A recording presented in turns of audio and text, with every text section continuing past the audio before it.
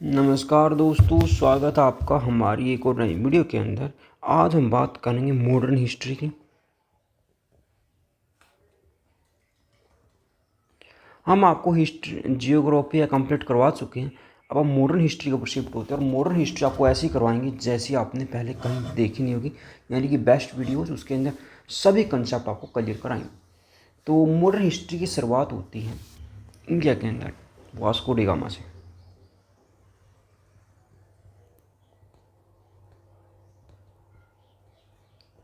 उससे पहले क्या होता था, वास्को डी गामा से पहले जो भी युद्ध वगैरह होते थे सभी लोग आते थे धरती के जरिए, जैसे कि पाकिस्तान हो गया, अफगानिस्तान हो गया, उधर चाइना वाला, चाइना में तो पहाड़ हो गया, जैसे कि ये इंडिया है। तो पाकिस्तान अफगानिस्तान वाली सीमा से आते थे जो भी बाहर से इंग्लिश अटैक करा थे, मुस्लिम हो गए थे और मुग़ल थे, दिल्ली सल्तनत थी, वे सब यहाँ से आए थे। जो म्यांमार वाली साइड है यहाँ पर भी जो बाहर से लोग आते, लेकिन यहाँ पर पहाड़ होता था और इस तरफ सारा का सारा क्या होता था, समुंदर होता था। तो समुंदर के साइड से पहले कोई भी नहीं आता था, पहले लोगों को समुंदर के रूट का पता ही नहीं था। 1498 में पहली बार आता वास्को डी गामा। वो आता है यूरोप से, यानी कि पुर्तगाल से आता है। पुर्तगाल से घूमते हुए सीधा वास्को डी गामा यहाँ पहुँच जाता है। ठीक है, पता है क्या बात थी, यहाँ पर था अफ्रीका। ये कंट्री है कौन सा, अफ्रीका भी इसी टाइप से। इधर है यूरोप। पहले रेड सी के वास्ते आते थे, लेकिन रेड सी के ऊपर जो इजिप्ट वाले लोग हैं या और लोग हैं, उन्होंने टैक्स लगाना शुरू कर दिया इंग्लिश, और भारी बहुत ज़्यादा। तो वास्को, तो उन्होंने सोचा पुर्तगालीज ने कि यहाँ से तो हम जा नहीं सकते, यहाँ बहुत ज़्यादा टैक्स लगते हैं, तो कहीं घूम करके कहीं ना कहीं से चला जाए। तो वह साउथ अफ्रीका से होते हुए, मेडागास्कर से होते हुए इस तरीके से गुजरात के कालीकट पर पहुंचा था। कहाँ पहुंचा था, कालीकट के ऊपर। कौन पहुंचा था, वास्को डी गामा। तो कालीकट के ऊपर हमारे एक राजा थे जिसका नाम था जैमोरिन। हमारे राजा जैमोरिन बहुत ज़्यादा स्वागत करते हैं, सोचते कि बहुत बड़ा व्यापारी है, हमारे देश में व्यापार करेगा तो हमें बहुत ज़्यादा फायदा होगा। पहले जो राजा लोग होते थे उनको फ़ायदा तभी हो जब बाहर से कोई ट्रेड करने के लिए आता था, उनके सामान को खरीदेगा तो उनसे उनका एम्प्लॉयमेंट ही बढ़ेगी और उनको टैक्स भी ज़्यादा कलेक्ट होगा। तो राजा इसे बढ़ चढ़ के बहुत ज़्यादा स्वागत करता है। और जो वास्को डी गामा है, इस प्यार को देख करके, इंडियंस के प्यार को देखकर बहुत ज़्यादा खुश हो जाते हैं। फिर वास्को डी गामा कब आया था आपको पता तो नहीं, तो होना चाहिए आपको कमेंट में लिख के बताओ, मैं नहीं कहूँगा कि वास्को डी गामा इंडिया में कब आया था, बाद में बताऊँगा मैं आपको। तो उसके बाद एक चीज़ और चल रही थी, तो स्पेन और पुर्तगाल के बीच में एक दिक्कत हो रही थी। जो स्पेनिश थी वो सोच रहे थे वो भी इंडिया की तरफ आए, और जो पुर्तगाली थे वो भी सोच रहे इंडिया की तरफ आए। तो उनके बीच में एक ट्रीटी हुई, जिसे बोलेगा treaty of टोरडालिया।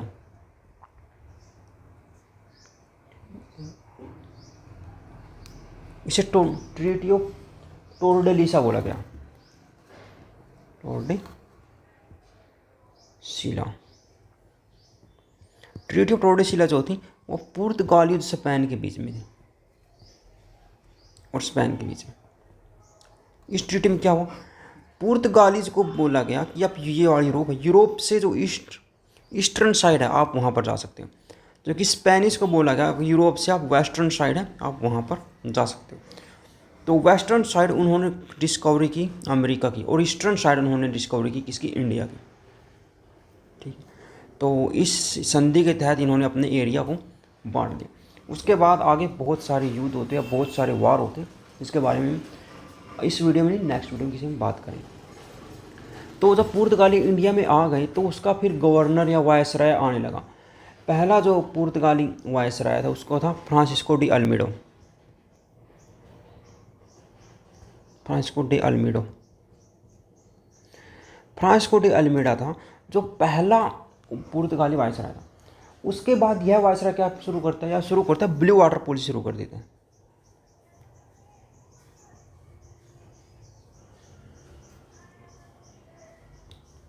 Blue water policy, आप सोचते हो ब्लू वाटर पॉलिसी है क्या होता है। इसके तहत इन जैसे कि ईस्ट इंडिया कंपनी को इंडिया के अंदर राइट मिले हुए थे ना ट्रेड करने के लिए, ब्लू वाटर पॉलिसी के तहत फ्रांसिस्को डी अल्मीडो यानी कि पुर्तगालीज को राइट मिल गए इंडिया के ट्रेड करने के लिए।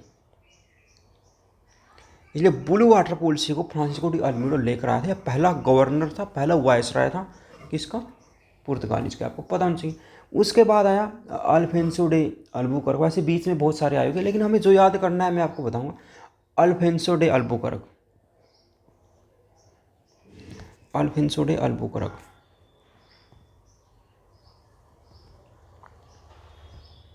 अल्फेंसो डे अल्बुकर्क ने क्या किया, इन्होंने कैप्चर किया गोवा को और एबोलिश कर दिया सती को। क्या किया, गोवा कैप्चर किया और अबोलिश सती। सती प्रथा ऐसी होती थी जिसमें यदि महिला की मृत्यु हो जाती थी ना, तो उसे जला दिया था। यदि किसी हस्बैंड की मृत्यु हो जाती तो उसके साथ जिंदा महिला को जला दिया जाता था, जो बहुत ज़्यादा क्रूर थी। तो इस सती प्रथा को आते ही किसने बंद किया था, सबसे पहले अल्फेंसो डे अल्बुकर्क ने बंद किया था अपने एरिया के अंदर।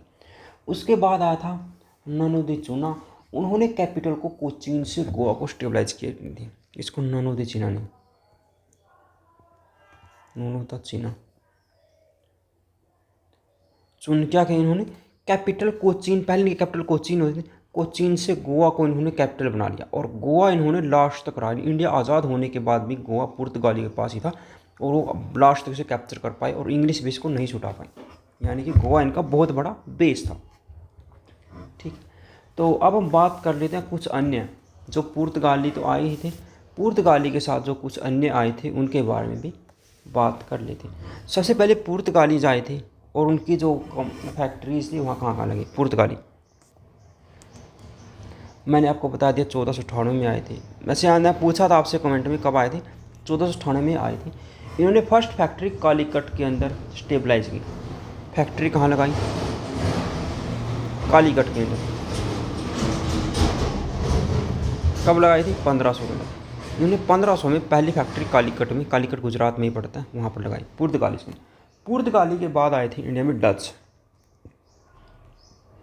कब आए डच, डच आए थे 1609 के अंदर। डच भी 1609 के अंदर आए। जो डचों ने अपनी फैक्ट्री जो स्टेबलाइज की वो करी थी मंसूलीपट्टनम में।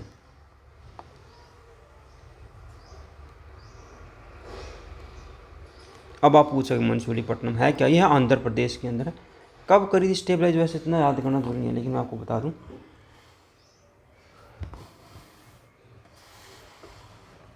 चल रहने दो, इसकी याद करने की जरूरत नहीं है। वैसे ही 1602 में आए थे यार डच। तो डच के बाद आए इंग्लिश। इंग्लिश कब आए, 1609 में।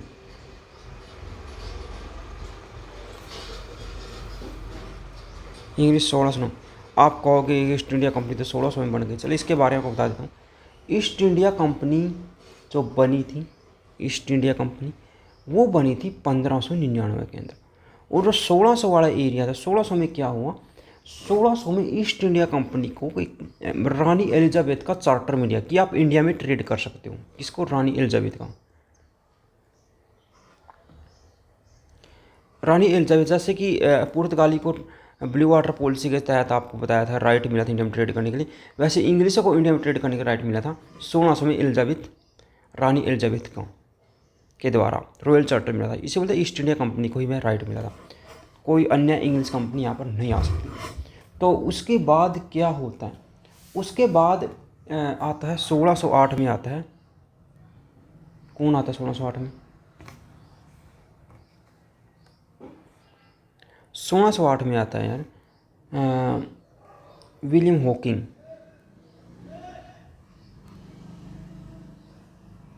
किसके दरबार में आया था, जहांगीर के दरबार में आया था।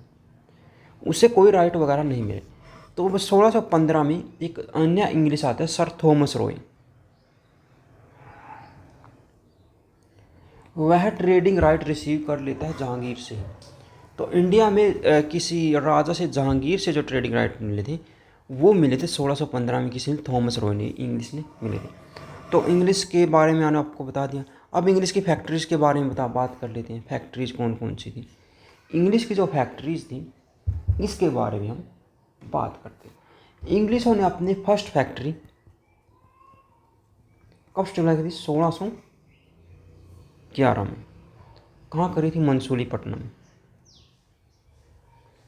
मसूलीपट्टनम आंध्र प्रदेश, यहाँ पर टेम्परेरी थी। कौन सी टेम्परेरी थी? टेम्परेरी फैक्ट्री थी। जो फर्स्ट परमानेंट फैक्ट्री लगी थी वो लगी थी 1613 में सूरत के अंदर, परमानेंट। आप सोच रहे हो परमानेंट टेम्परेरी, ये एग्जाम में पूछा जाता है इसलिए मैंने आपको कराया। कुछ भी ऐसा नहीं है जो एग्जाम में न पूछा जाए। तो उसके बाद बात करते हैं इंग्लिश के बाद डैन कब आए थे इंडिया में?